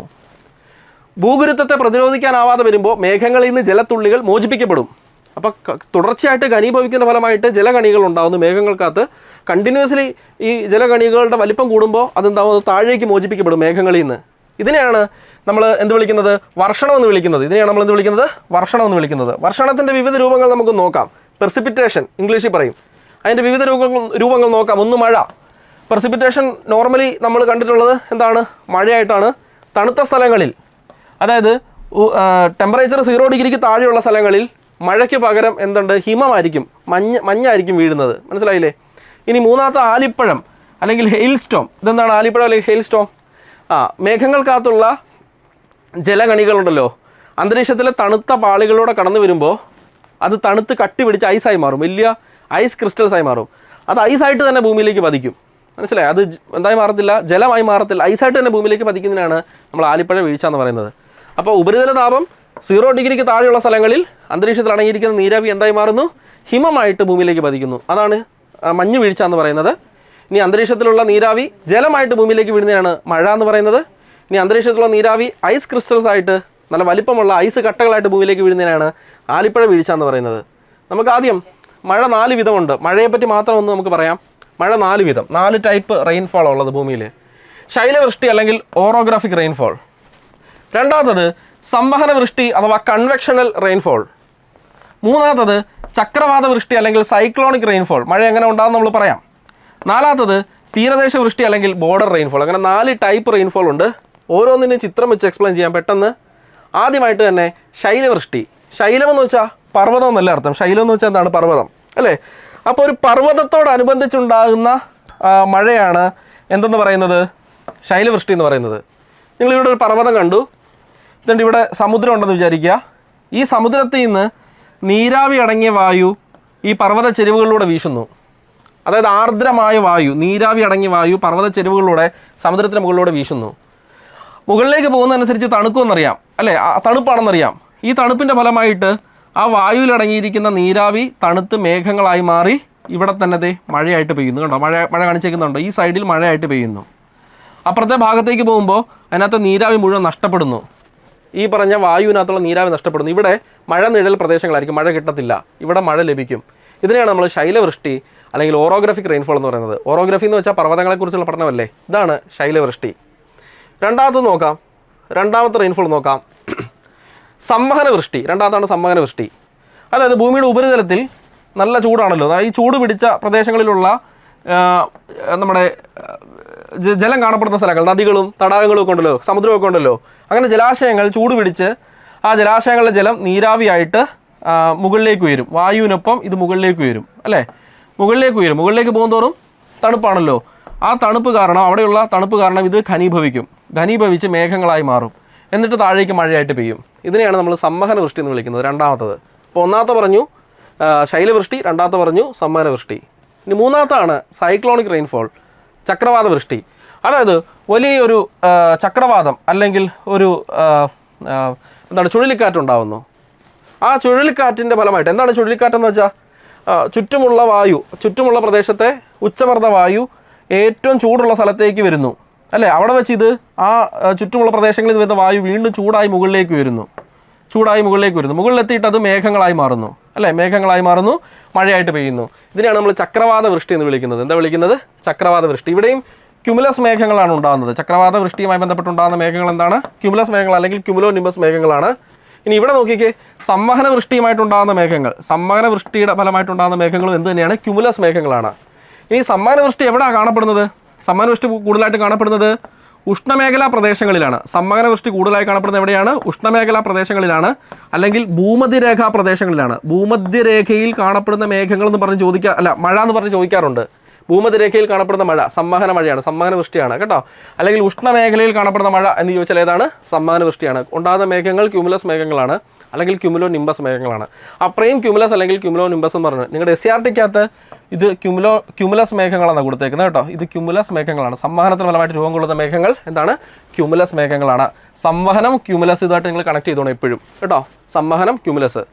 നമ്മൾ SCRT ക്യുമുലസ് മേഘങ്ങൾ എടുത്തപ്പോൾ തന്നെ പറഞ്ഞായിരുന്നു സംവഹനത്തിൻ്റെ ഫലമായിട്ട് രൂപം കൊള്ളുന്ന മേഘങ്ങളെന്നാണ് ക്യുമുലസ് മേഘങ്ങളെ വിളിക്കുന്നത് കേട്ടോ. അപ്പോൾ ചൂട് പിടിച്ച വായു മുകളിലേക്ക് ഉയരുമ്പോൾ ആ വായുവിനകത്തുള്ള നീരാവി മുകളിലേക്ക് ഉയരും, അത് മുകളിലെത്തി തണുത്ത് മേഘങ്ങളായി മാറും. അതാണ് ക്യുമുലസ് മേഘങ്ങൾ. ഇത് ഭൂമധ്യരേഖയിൽ അല്ലെങ്കിൽ ഉഷ്ണമേഖലാ പ്രദേശങ്ങളാണ് എപ്പോഴും ഈ മഴ നമുക്ക് ലഭിക്കുന്നത്. ഇനി മറ്റൊരു പ്രത്യേകത, ഇവ ഉച്ച കഴിഞ്ഞാണ് പെയ്യുന്നത്. അതുകൊണ്ട് ഇതിനെ ഉച്ചലിത വൃഷ്ടി എന്ന് വിളിക്കാറുണ്ട്. +1 പുസ്തകത്തിൽ എടുത്ത് പറയുന്നുണ്ട്. സംവഹന വൃഷ്ടി തന്നെ ഉച്ച കഴിഞ്ഞ് കിട്ടുന്നതുകൊണ്ട് അതിനെ ഉച്ചലിത വൃഷ്ടി എന്ന് പറയുന്നുണ്ട്. ഇത് PSCക്ക് ഒത്തിരി കൺഫ്യൂഷൻ ഉണ്ടാക്കിയൊരു ചോദ്യമാണ്, അല്ലേ? ഒരു തവണ ഉച്ച കഴിഞ്ഞ് ലഭിക്കുന്ന മഴയ്ക്ക് PSC ആൻസർ കൊടുത്തത് ഉച്ചലിത വൃഷ്ടി. അതേ ആഴ്ചയിൽ തന്നെ നടത്തിയ മറ്റൊരു പരീക്ഷയ്ക്ക് ഉച്ച തിരിഞ്ഞ് ലഭിക്കുന്ന മഴയ്ക്ക് അവർ സംവഹന വൃഷ്ടിയും കൊടുത്തു ആൻസറായിട്ട്, അല്ലേ? ഇത് 2 ഓപ്ഷൻ ഉണ്ടായിരുന്നു. സംവഹനവും ഉച്ചലിത വൃഷ്ടിയും ഓപ്ഷനകത്തുണ്ടായിരുന്നു. അത് വലിയ ചർച്ചകൾക്കും വിവാദങ്ങൾക്കും കാരണമായൊരു ചോദ്യമായിരുന്നു. ക്ലിയർ? ഇനി അവസാനമായിട്ട് ബോർഡർ റെയിൻഫോൾ, അതായത് കടലിന് മുകളിലുള്ള ആർദ്രവായു അല്ലെങ്കിൽ കടലിന് മുകളിലുള്ള നീരാവി പൂരിത വായു അല്ലെങ്കിൽ നീരാവി നിറഞ്ഞ വായുവും കരയിൽ നിന്നുള്ള വായുവും കൂടെ കൂട്ടിമുട്ടുന്നു, അല്ലേ? ഇത് രണ്ടും കൂടെ കൂട്ടിമുട്ടിക്കഴിഞ്ഞാൽ കടലിന് മുകളിലുള്ള വായുവും കരയ്ക്ക് മുകളിലുള്ള വായുവും കൂടെ കൂട്ടിമുട്ടുന്നു. ഇതിനെയാണ് നമ്മളൊരു വാതമുഖം എന്ന് വിളിക്കുന്നത്. 2 വായു സഞ്ചയങ്ങൾ കൂടിച്ചേരുന്ന സ്ഥലത്തെയാണ് വാതമുഖം എന്ന് വിളിക്കുന്നത്. അപ്പോൾ കടലിന് മുകളിലുള്ള വായുവും കരയ്ക്ക് മുകളിലുള്ള വായുവും തമ്മിൽ കൂട്ടിമുട്ടുന്നു. അങ്ങനെ കൂട്ടിമുട്ടുന്ന സാഹചര്യത്തിൽ കടലിന് മുകളിലുള്ള വായുവിനകത്ത് എന്തുണ്ട്? നീരാവിയുണ്ട്. കരയ്ക്ക് മുകളിൽ അത്രയും കാണത്തില്ല. അപ്പോൾ ഇവർ നമ്മൾ കൂട്ടിമുട്ടുമ്പോൾ അതിനകത്തുള്ള ഉഷ്ണവായു ഏതാണോ അത് മുകളിലേക്ക് ഉയരും. ഉഷ്ണവായു അതിനകത്തുള്ളത് മുകളിലേക്ക് ഉയരും. ഈ ഉഷ്ണവായുവിനൊപ്പം തന്നെ നീരാവിയും ആ കൂട്ടിമുട്ടുന്ന വായുവിനകത്തുള്ള നീരാവിയും കൂടെ മുകളിലേക്ക് ഉയരും, മേഘങ്ങളായി മാറും. അത് തണുത്ത് മേഘങ്ങളായി മാറും. എന്നിട്ട് കടലും കരയും കൂടി ചേരുന്ന തീരദേശങ്ങളിൽ മഴ കിട്ടും. ഇതിനെയാണ് നമ്മൾ എന്ത് വിളിക്കുന്നത്? തീരദേശ വൃഷ്ടി എന്ന് വിളിക്കുന്നത്. ഇതിനെ വിളിക്കുന്ന പേരാണെന്ത്? തീരദേശ വൃഷ്ടി. അപ്പോൾ ഉഷ്ണവായുവും അതേപോലെ തന്നെ ശീതവായുവും കൂടി ചേർന്നാൽ ആരാ മുകളിലേക്ക് ഉയരുന്നത്? ഉഷ്ണവായു കൂടി ചേരുന്ന സമയത്താണ് എന്തുണ്ടാകുന്നത്? ഈ പറഞ്ഞ തീരദേശ വൃഷ്ടി നമുക്ക് കിട്ടുന്നത്, അല്ലെങ്കിൽ ബോർഡർ റെയിൻഫോൾ നമുക്ക് ഉണ്ടാകുന്നത്. ഇത്രയേ നമുക്ക് മഴയെപ്പറ്റി പറയാനുള്ളൂ. ഇത്ര ഈ ടോപ്പിക്കിനെ പറ്റി എനിക്ക് പറയാനുള്ളൂ. ഒരു പാഠം മുഴുവൻ 9ാം ക്ലാസ്സിൽ ഒരു പാഠം മുഴുവൻ ഇവിടെ എടുത്തിട്ടുണ്ട്. മേഘങ്ങളിൽ നിന്നാണ് തുടങ്ങിയത്. മേഘങ്ങൾ, അതുപോലെ തന്നെ ഇടിമിന്നൽ, ഘനീകരണ രൂപങ്ങൾ, മഴ, വിവിധതരം മഴ, ഈ കാര്യങ്ങളെല്ലാം തന്നെ ഇവിടെ ഞാൻ പറഞ്ഞു തന്നിട്ടുണ്ട്. വ്യക്തമായെന്ന് വിചാരിക്കുന്നു. എക്സാമിന് ഇത് കണ്ടിന്യൂസ്ലി ചോദിക്കുന്ന ഒരു മേഖലയാണ് മഴയും ഘനീകരണവും അങ്ങനെയുള്ള കാര്യങ്ങളൊക്കെ. മേഘങ്ങൾ ഇതിന് ചോദിച്ചല്ലോ, നമ്മുടെ കാതിപൊണ്ണിന് ചോദിച്ചല്ലോ. അപ്പോൾ അതുകൊണ്ട് ഈ ഒരു ഭാഗം മിസ്സാക്കരുത്. നിങ്ങൾ അടുത്ത എക്സാമിന് പോകുന്നുണ്ടല്ലോ, അടുത്ത ശനിയാഴ്ച എക്സാമിന് പോകുമ്പോഴത്തേക്ക് നിങ്ങൾ ശ്രദ്ധിക്കേണ്ട കാര്യം, വേൾഡ് ജോഗ്രഫി എന്നുള്ള ഇമ്പോർട്ടൻ്റ് ആയിട്ടുള്ള എല്ലാ മേഖലകളും നിങ്ങൾ നോക്കിയിട്ട് പോകണം. യൂട്യൂബിൽ തന്നെ ഞാനിപ്പോൾ കാറ്റുകൾ എടുത്ത് തന്നിട്ടുണ്ട്, സമുദ്രജല ചലനങ്ങൾ എടുത്ത് തന്നിട്ടുണ്ട്, മേഘങ്ങളും മഴ എടുത്ത് തന്നിട്ടുണ്ട്, ഋതുക്കൾ എടുത്തിട്ടുണ്ട്. നിങ്ങൾ സെർച്ച് ചെയ്താൽ മതി. എൻട്രിയുടെ യൂട്യൂബ് ചാനലിനകത്ത് ഋതുക്കൾ ഞാൻ എടുത്തിട്ടുണ്ട്. കുറേ പേര് ചോദിച്ചായിരുന്നു ഋതുക്കൾ എടുത്ത് തരണമെന്ന്. അത് എടുത്തിട്ടുണ്ട്. വേൾഡ് ജോഗ്രഫി ഒരു 3 മണിക്കൂറിൻ്റെ ക്ലാസ് എടുത്തിട്ടുണ്ട്. അത് ലൈവിനകത്ത് നിങ്ങൾ നോക്കണം, വീഡിയോസിനകത്ത് നോക്കരുത്. എൻട്രി യൂട്യൂബ് ചാനൽ ഒന്ന് സെർച്ച് ചെയ്തിട്ട് ലൈവ് ഒന്ന് എടുക്കണം. Bibin geography, world geography, Bibin sir world geography 3 അവർ ലൈവ് എന്ന് സെർച്ച് ചെയ്താൽ 3 മണിക്കൂറിൻ്റെ ആ വേൾഡ് ജോഗ്രഫി ലൈവ് ക്ലാസ് നിങ്ങൾക്ക് കാണാൻ സാധിക്കും. ഇന്ത്യൻ ജോഗ്രഫിയുടെ 4 മണിക്കൂറിൻ്റെ 2 ലൈവ് എടുത്തിട്ടുണ്ട്. ഇന്ത്യൻ ജോഗ്രഫി ഫുൾ എടുത്തിട്ടുണ്ട് ഞാൻ യൂട്യൂബിനകത്ത്. ഞാൻ ആപ്പിലെ കാര്യമല്ല പറയുന്നത്, യൂട്യൂബിനകത്താണ് പറയുന്നത്. ഇത്രയൊക്കെ നമ്മുടെ യൂട്യൂബ് ക്ലാസ് ഫോളോ ചെയ്യുന്ന ആളുകൾക്ക് വേണ്ടി ഞാൻ ചെയ്യുന്നുണ്ട്. എന്നെക്കൂടെ പറ്റുന്ന പരമാവധി ക്ലാസ്സിൽ എടുത്ത് തന്നിട്ടുണ്ട്. നിങ്ങൾക്ക് മാപ്പുകളെ പറ്റി, ഭൂമിയുടെ ഘടനയെ പറ്റിയൊക്കെ ആ ഒരു 3 മണിക്കൂർ ലൈവിനകത്ത് വരുന്നുണ്ട്. അപ്പോൾ സമയമുണ്ടെങ്കിൽ നിങ്ങളത് കണ്ടിട്ട് പോവുക. നിങ്ങൾ ശ്രദ്ധിച്ച് കാണുമായിരിക്കും, വേൾഡ് ജോഗ്രഫി എന്നുള്ള ചോദ്യങ്ങൾ റാങ്ക് മേക്കിംഗ് ചോദ്യങ്ങളായി മാറുന്നുണ്ട്. അത്ര എളുപ്പമല്ല, ആളുകൾക്ക് പെട്ടെന്ന് ആൻസർ ചെയ്യാൻ പറ്റുന്ന ചോദ്യങ്ങളല്ല, കുറച്ച് കൺസെപ്റ്റ് ബേസ്ഡാണ് ഈ ചോദ്യങ്ങൾ. നോർമലി നമ്മൾ വായിച്ച് പഠിച്ച് ആൻസർ ചെയ്യുന്ന തരത്തിലുള്ള ചോദ്യങ്ങളല്ല ഇവിടുന്ന് വരുന്നത്. കാര്യം മനസ്സിലാക്കിയവർക്ക് മാത്രം ഉത്തരം എഴുതാൻ പറ്റുന്ന ചോദ്യങ്ങളാണ്. കഴിഞ്ഞ നടന്ന LDC ട്രിവാൻഡ്രം എക്സാമിലും ഈ LDC ഖാദി ബോർഡ് പരീക്ഷയ്ക്കും എല്ലാം റാങ്ക് മേക്കിംഗ് ആയി മാറാൻ പോകുന്ന ചോദ്യങ്ങൾ മാറിയിട്ടുള്ളത് GKയിൽ നിന്ന് ജോഗ്രഫിയുടെ ചോദ്യങ്ങളാണെന്നുള്ള കാര്യത്തിനകത്ത് വ്യക്തമാണ്. അപ്പോൾ അത് ഞാനിവിടെ ഒത്തിരി കഷ്ടപ്പെട്ട് കുറേ ക്ലാസ്സുകളൊക്കെ എടുത്തിട്ടുണ്ട്. നിങ്ങളത് പലരും കാണാത്തത് കൊണ്ടാണ്. ഋതുക്കളൊക്കെ എന്നോട് കണ്ടിന്യൂസ് ആളുകൾ കമൻറ്റ് ചെയ്യുന്നുണ്ട്, ഋതുക്കൾ എടുത്തുക, ഋതുക്കൾ എന്നെ ഇട്ടതാണ്, കാറ്റുകൾ എന്നെ എടുത്താണ്. 2 പാർട്ടായിട്ട് കാറ്റുകൾ എടുത്തിട്ടുണ്ട്. ഈ അടുത്ത് സെക്കൻഡ് പാർട്ട് എടുത്തു, കുറച്ച് മുമ്പ് ഫസ്റ്റ് പാർട്ട് എടുത്തു. പിന്നെ ആഗോളതാപനം എടുത്തിട്ടുണ്ട്, ശിലകളെ പറ്റി എടുത്തിട്ടുണ്ട്. ഇതെല്ലാം കിടപ്പുണ്ട്, അതെല്ലാം നിങ്ങൾ കാണുക. ഇനി ഇതൊന്നും കാണാൻ പറ്റാത്തവർക്ക് ആ ഒരു ലൈവ് 3 മണിക്കൂർ ക്ലാസ്സില്ലേ, അതെങ്കിലും കണ്ടിട്ട് പോവുക. അപ്പോൾ എല്ലാവരും നന്നായിട്ട് പരീക്ഷ എഴുതുക, നല്ല മാർക്ക് വാങ്ങുക, ആദ്യ റാങ്കിൽ എത്തപ്പെടാൻ ശ്രമിക്കുക കേട്ടോ. നമുക്ക് വളരെ വേഗത്തിൽ തന്നെ ജോലി കിട്ടണം, നമ്മളുടെ ജീവിതം സെറ്റാക്കണം, ജീവിത നിലവാരം മെച്ചപ്പെടുത്തണം, കോൺഫിഡൻ്റ് ആയിട്ട് തലയുയർത്തി പിടിച്ച് നടന്ന് ജീവിക്കാനുള്ള ഒരു സാഹചര്യം നമുക്ക് ഉണ്ടാക്കി നമ്മൾ നിർമ്മിച്ചെടുക്കണം കേട്ടോ. അപ്പോൾ അതിനെല്ലാവർക്കും സാധിക്കട്ടെ എന്ന് ആശംസിക്കുന്നു, പ്രാർത്ഥിക്കുന്നു. Thank you.